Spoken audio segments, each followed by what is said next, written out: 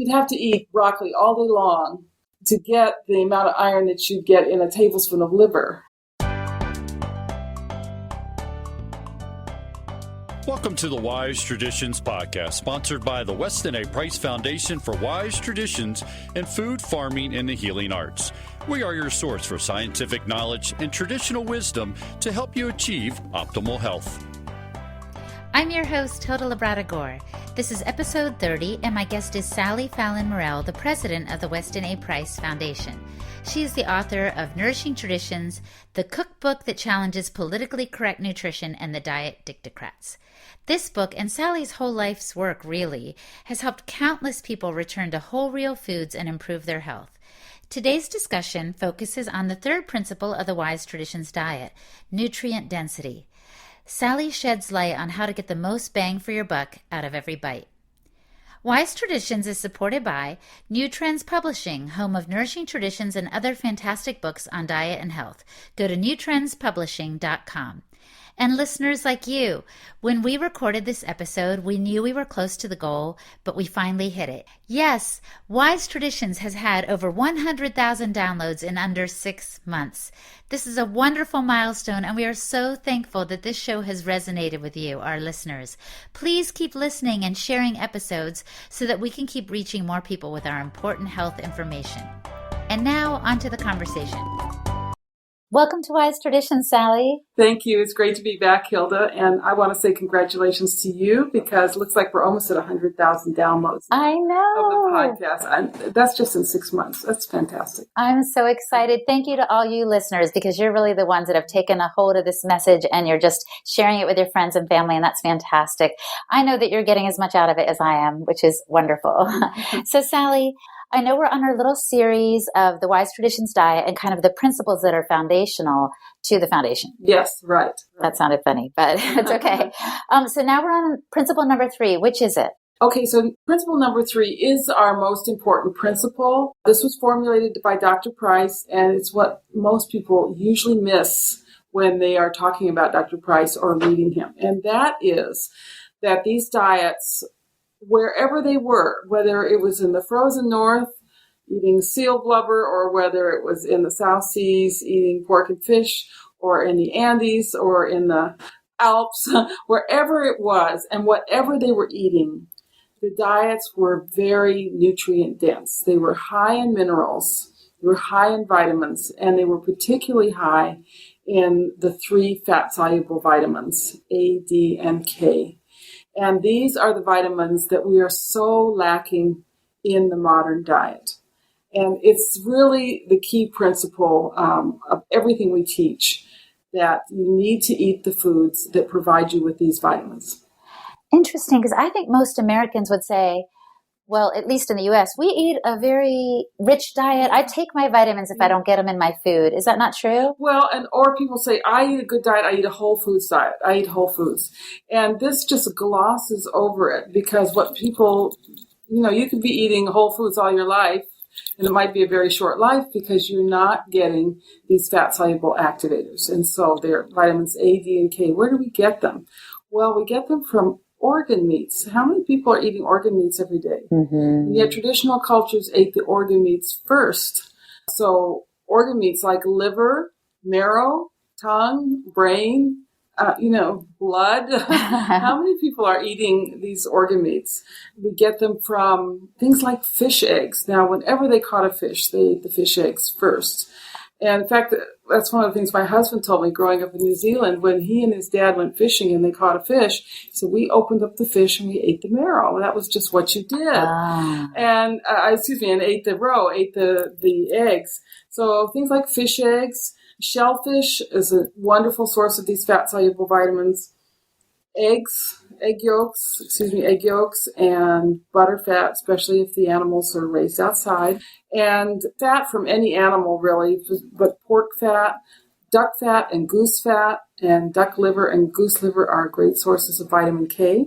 And the last one I'll mention is cheese. Of course, that's my favorite food. But aged raw cheese from pastured animals is not only rich in A and D, but it's the best Western source of vitamin K. What do these vitamins do for our bodies? Well, A and D are necessary for mineral metabolism. So you can be eating organic foods, mineral-rich foods, all these things, but if you are not getting the fat-soluble vitamins with these foods, your body can't do anything with the minerals. As Dr. Price said, you will starve for minerals without these special activators that allow you to absorb the minerals. Vitamin A, of course, this is my favorite vitamin, and it should be at the top of the vitamin hit parade. Unfortunately, it's the most demonized vitamin. People think it's toxic, and people think pregnant women shouldn't get vitamin A, but vitamin A is really foundational, not only for mineral metabolism, for creating all of the sex hormones. So you can't make testosterone, estrogen, progesterone, DHEA without vitamin A. For all of the endocrine system, so the making the hormones that allow you to deal with stress, the feel-good hormones, the hormones that regulate your blood sugar and your blood pressure. You need vitamin A for all of these. So vitamin A is like the great regulator. Vitamin A is also the most protective vitamin against cancer and infection. So, I mean, the list is very long what vitamin A does. And then we all know that vitamin D, again, has many, many roles in the body. And now we're discovering about vitamin K. So A and D are basically like hormones. They give signals, and vitamin K is the messenger that carries out the instructions from A and D. And vitamin K is especially important for putting calcium and phosphorus in the right place, putting it in the bones and the teeth where it belongs. That's, again, where you get the beautiful bone structure, beautiful facial structure, straight teeth, and keeping it from depositing in the arteries and the soft tissues, like your joints, where it doesn't belong. So vitamin K is the great calcium regulator. Oh my gosh, this is so interesting. So I can see why these vitamins benefit us. One way I tell it to people, tell me if you like this illustration. If you have a salad and you don't put any fat on it, you can eat it, but you're not going to get the most out of it as if you were to put some olive oil. Is that the kind of thing you're talking about? Exactly. The olive oil helps you absorb the minerals just because there's fat on the olive oil, but there's no vitamin A in the olive oil. No. So you really need the animal fats. And again, people say, I eat a good diet, I eat a whole foods diet. But then I say, do you cook in lard? Do you eat liver every week? Do you eat animal fats? Do you eat lots of egg yolks? Oh, no, I eat the whites, So this is what we mean by the right diet. And it always surprises, unless they're members, it usually surprises people when I say these are the true health foods, these animal fats. And, of course, that's what people are avoiding. Now, do people experience symptoms when they are low in these vitamins? Yes, indeed. And first and foremost, hormonal problems, hormonal disruption, difficulty dealing with stress, difficulty keeping the blood sugar in line. Autoimmune disease is a sure sign of vitamin A deficiency. And the first treatment for autoimmune disease should be cod liver oil and butter and cream and all these good foods. Infertility is a sure sign of deficiency in these vitamins. Tooth decay. All sorts of problems with conception, pregnancy, birth, growth in children. These all point to deficiencies in the fat-soluble vitamins. Well, and I feel like a lot of people are struggling with the first two things you mentioned, anxiety and difficulty dealing with stress in our society today. Absolutely, and depression too. Yeah. Vitamin D, for example, you need vitamin D for your serotonin receptors to work. Now, there's all sorts of things that people do to raise their serotonin.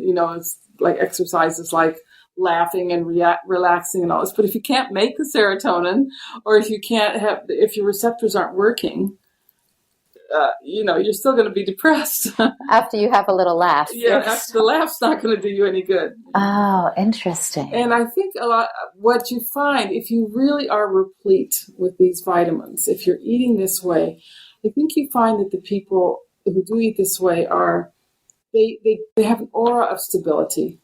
They seem relaxed, but alert at the same time. And that, of course, that's what we want. We want to be completely alert, but not under any, in a stressful way. you can still have a lot to manage. I see this actually, I have to tell our listeners too.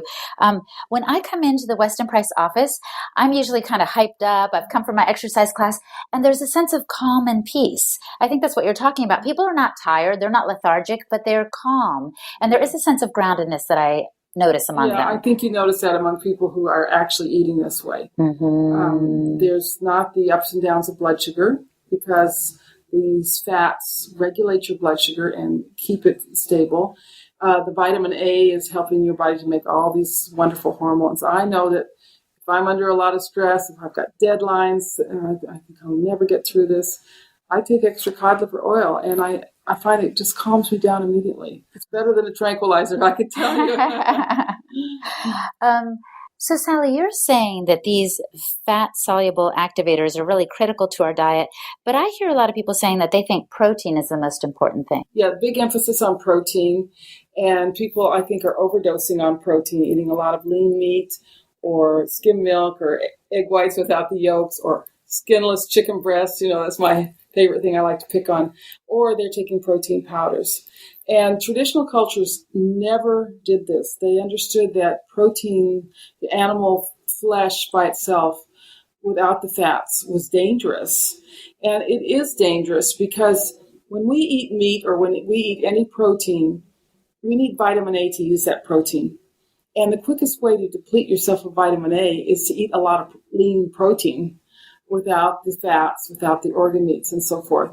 And this is what people are doing today, as if, protein is, something that's rare and valuable. But in the Western diet, protein is not a problem. Well, it's easy to get all the protein that we need. In fact, a small amount of meat per day, a couple of eggs per day, that gives you all the protein you need. What we're really lacking in our diet is the right fats and the fat-soluble vitamins. And there is a lot of conversation now, too, about the value of fats.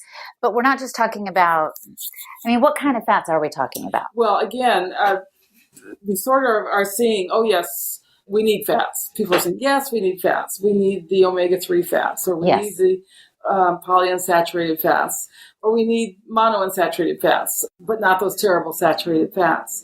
So this is one of the most important things we have to teach, is that saturated fats are not bad. It is usually saturated fats that carry these fat-soluble vitamins.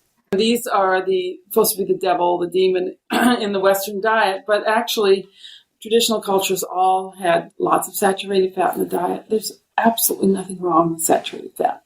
What is implicated in heart disease are the industrial fats and oils, the unsaturated fatty acids, the vegetable oils, the liquid oils, and the hardened oils, the partially hydrogenated oils. And that's what we need to get off of. We need to go back to real fats. The saturated fats are the ones that are solid at room temperature, is that right? Tend to be solid at room temperature, yes. So butter, coconut oil, meat fats, palm oil is also saturated fat. Again, these saturated fats have an important role in how our body works, right? Oh, yes. Saturated fats play many roles. And if you say, I'm not going to eat saturated fats, then your body says, well, now I have to make them. So important are saturated fats to all the processes in your body that if you don't eat them, your body will make them. And what does it make them out of? Carbohydrates. And if you want to crave carbohydrates, just stop eating saturated fats. And your body says, well, I'm going to make you give me carbs then, because that's what I need to make saturated fats. The most dangerous diet is a diet that has high protein and no carbs, no saturated fats, but instead is relying on vegetable oils. And this is a diet that will make you very sick very quick, because you can't make any saturated fats. You're not getting saturated fats. And you need them for so many processes in your body, starting with hormone production, that, it'll make you very sick, a diet like that. And that sounds like the diet of a lot of Americans who think they're eating healthy, like you were saying, right? Exactly. No, I'm not going to eat fat, but now I hear that carbs are bad, so I'm not going to eat carbs. And they end up eating lots of lean meat and lots of vegetables and some vegetable oils. And they're completely lacking in what they need, which is the fat, saturated fats, but also they won't be getting the fat-soluble activators. And in fact, such a diet depletes vitamin A very quickly. The South Beach diet is a diet like that. And some versions of the paleo diet are like that. Oh, I see. So you said vitamins A and D are like the hormones. They regulate functions in our body. They provide the signals. They give the signals. And K is the messenger. K is the messenger that carries out and tells the body to make the proteins that A and D are asking for. So they're a triumvirate, and this is why we don't recommend taking isolated A, D, and K, because they need to come together in the foods. And in fact, if you just take a lot of vitamin A on its own, it actually can be toxic. It'll create a vitamin D deficiency. And if you take a whole bunch of vitamin D, which of course is what's being recommended, that could create a vitamin A deficiency. Oh, so they should come together. And do they come together in foods? And they come together in the very foods that we recommend. And so here's the thing that just shocks people. A healthy diet contains as many of these foods as you can possibly include. So butter, egg yolks, cream, cheese, animal fats, organ meats, fish eggs, oily fish, and shellfish, and then fish livers or fish liver oil, like cod liver oil. So that's like the basic list of foods that you need in your diet, and as many as you want. It sounds really good. It's a great diet. And when you put butter on everything, everything tastes good. Learn to eat organ meats. It can be something as delicious as goose liver pate. I mean, that is quintessential health food. You know, it's interesting. I recently got ground chicken with organ meat ground into it, and I made it up in a stir fry, and it was amazing. And it was so nourishing. It really felt satisfying in a way that stir fry with just regular chicken might not have been. Exactly. Like I put chicken liver in the meatloaf. And one little slice of meatloaf, you're full, you're satisfied, you don't think about food for many hours. That's one of the things that these organ meats will do. They will really create a feeling of satisfaction when you eat.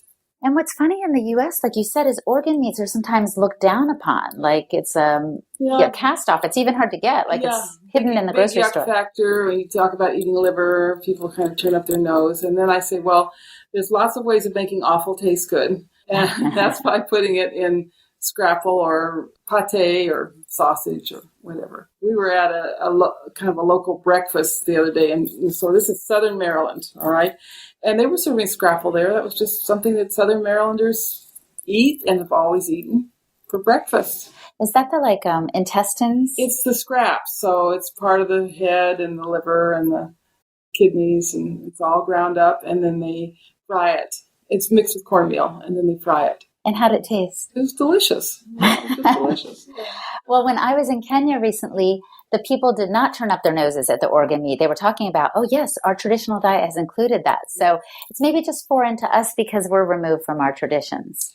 We're removed from our traditions. We're too wealthy. We can pick and choose, whereas in a third world country, when you kill an animal, nothing goes to waste. They eat the organ meats first.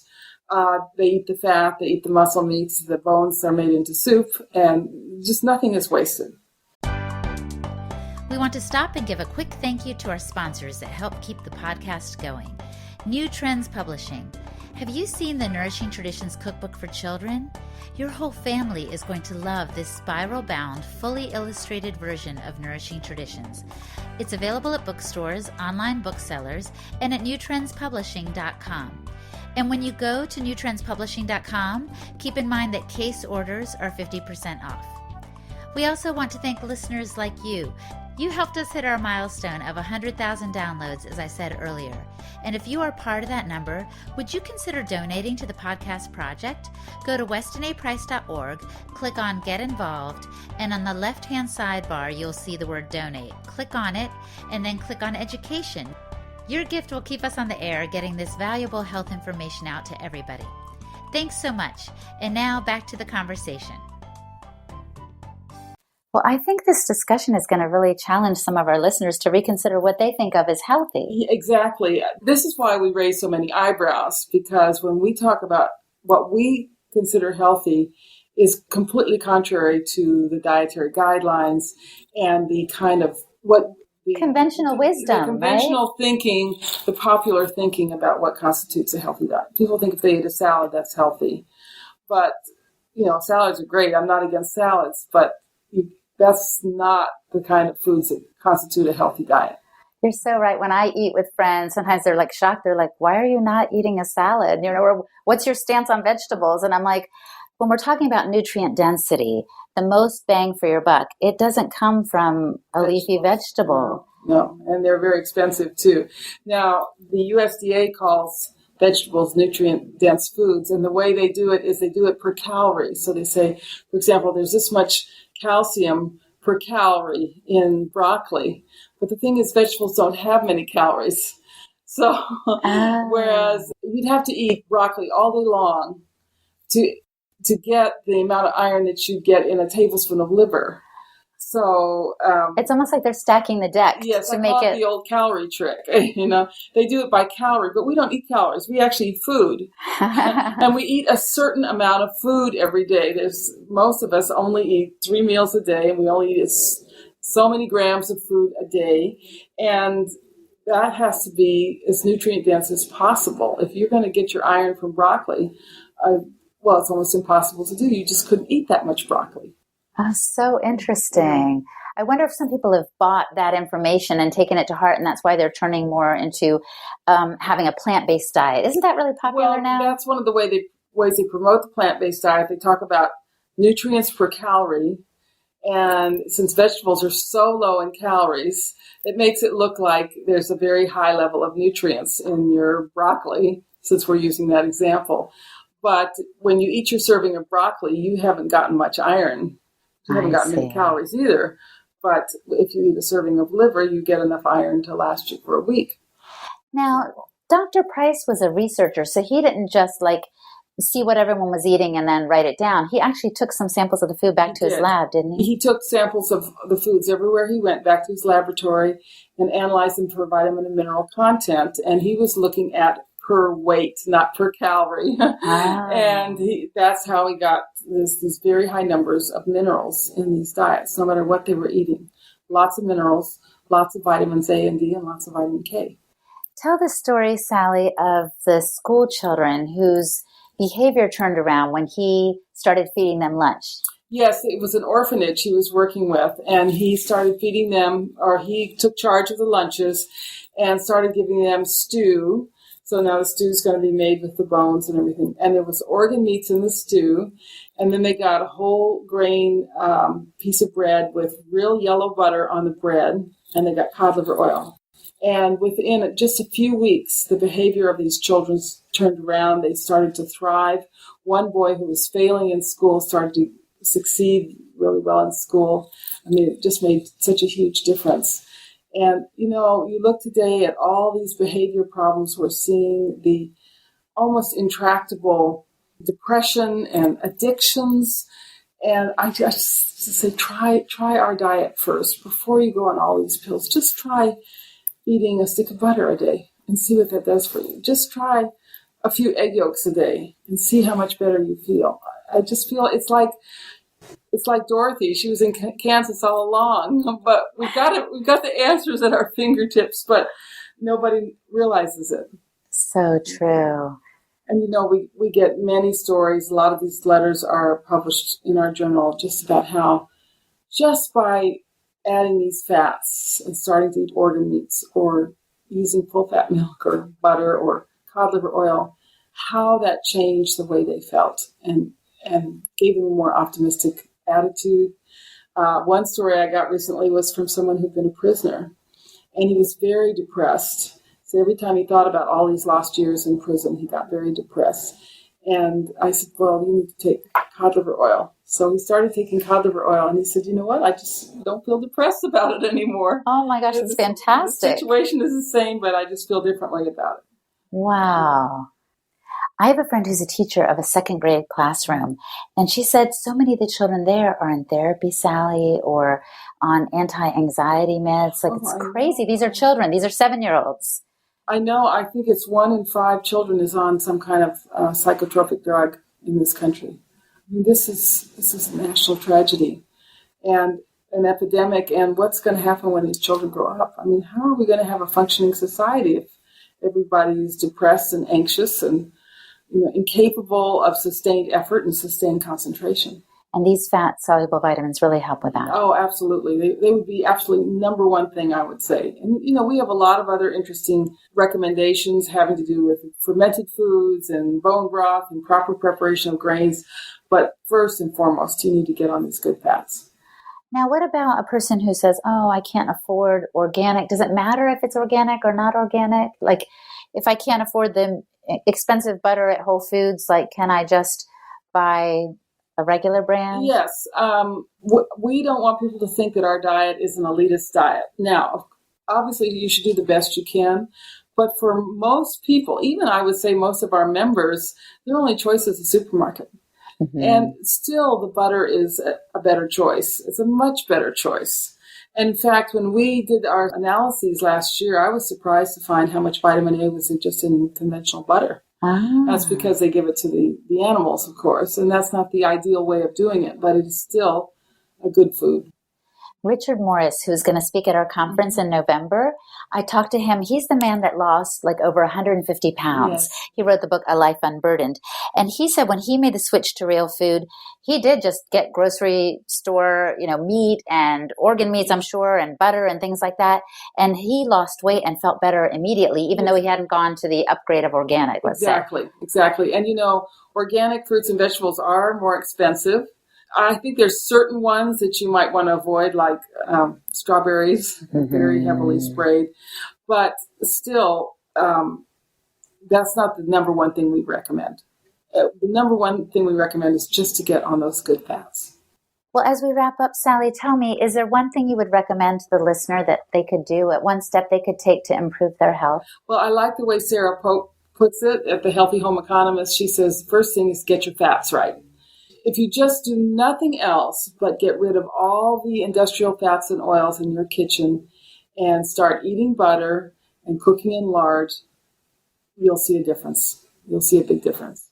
In how you feel, I guess. How you feel, how you'll sleep better. I guarantee you'll feel less stressed. You probably will lose weight because you don't feel like eating as much. It's more satisfying. Yeah, and you'll be grounded, calm. Who doesn't want that? Yeah. I could use a little more of that.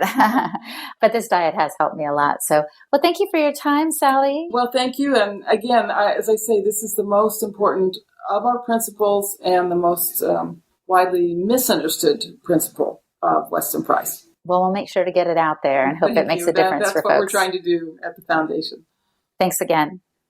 Again, my guest today was Sally Fallon Morell, the president of the Weston A. Price Foundation. She's the author of many books, including the classic Nourishing Traditions and Nourishing Broth. Sally also has a blog that can be found at nourishingtraditions.com. And of course, you can find more information about Sally on the westonaprice.org website. And for all that was mentioned here on this episode, just click on podcast when you go to the website and look for the show notes for episode 30. If you enjoyed today's episode, please share it with others. Post a link on Facebook or Twitter, or send a link to a friend in an email, or simply review Wise Traditions on iTunes. Sharing the podcast is one way to spread the important message of health through nutrition. Wise Traditions is brought to you by the Weston A. Price Foundation for Wise Traditions in Food, Farming, and the Healing Arts. The content of this podcast is provided for informational purposes only and is not intended as a substitute for medical advice.